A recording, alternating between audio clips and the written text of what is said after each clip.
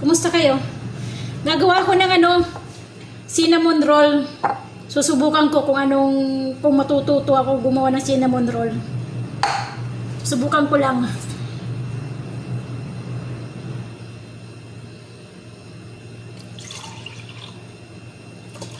Wala ditong gatas na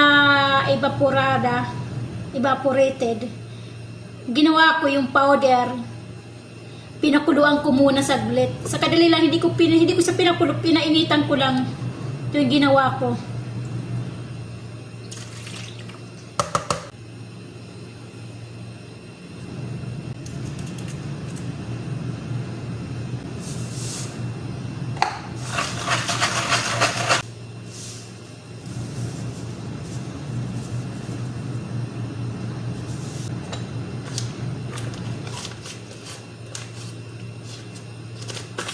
Butter.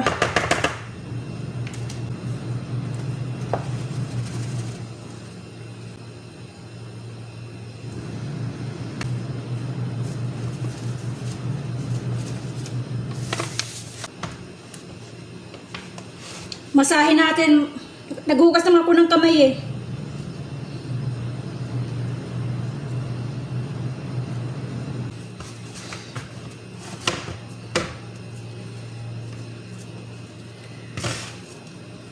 Ito na siya.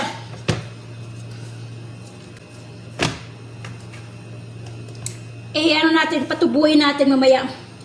Siguro, 1 oras to. Basta hanggang mag-double na siya. Umalsa siya. Silipin natin yung dough. Naku po, laki na. Umalsa. Tama yung dough. Nagawin na natin yan.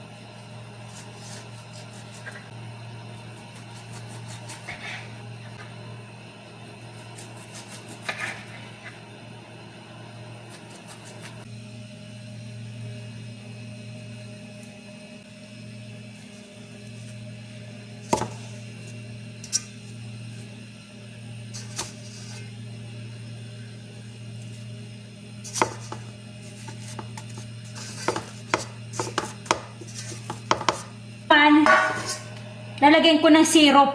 Nagano ko ng asukal, nagtunaw.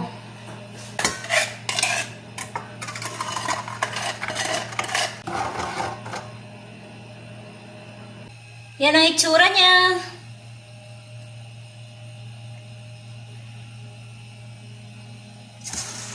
Yan ang itsura niya. Ito may syrup. Ito may syrup to. Ito wala. Ibang ilalagay ko dyan.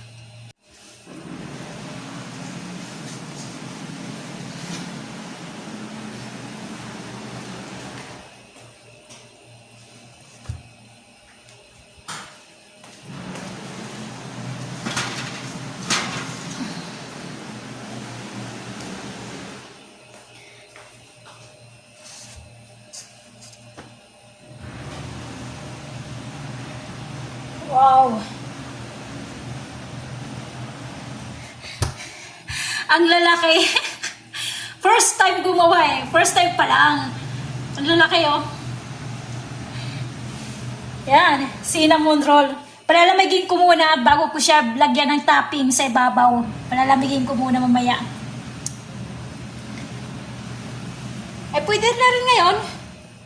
Saglit lang.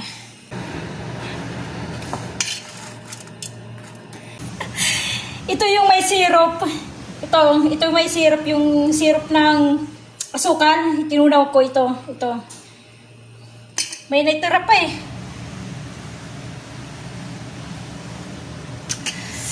First time gumawa.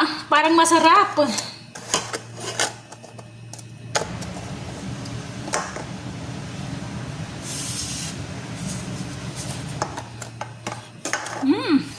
Mainit.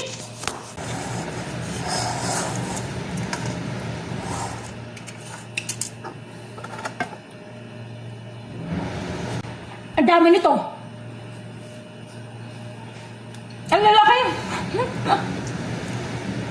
Paano kasi yan? Nalakyan ko yun, nadamihan ko. Ginawa ko to, cream. All-purpose cream. Nilagyan ko ng asukal. Yan ang ilalagay ko dyan sa toppings niya. Dyan. Lagyan natin. Yan ang toppings niya. Yan, ganyan.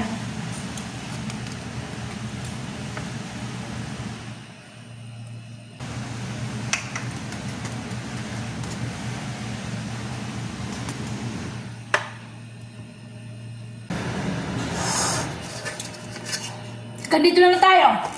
Masarap siya, masarap. Grabe, ang sarap niya.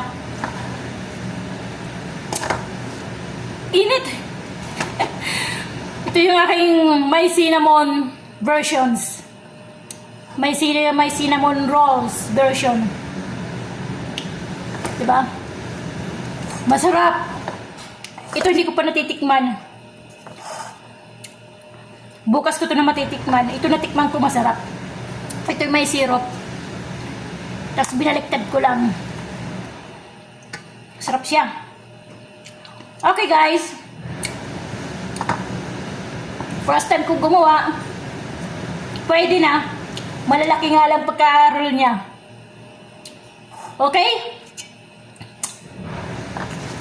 Pwede na. Pwede na mag-asawa. Sige, bye-bye. See you next time. God bless sa ating lahat.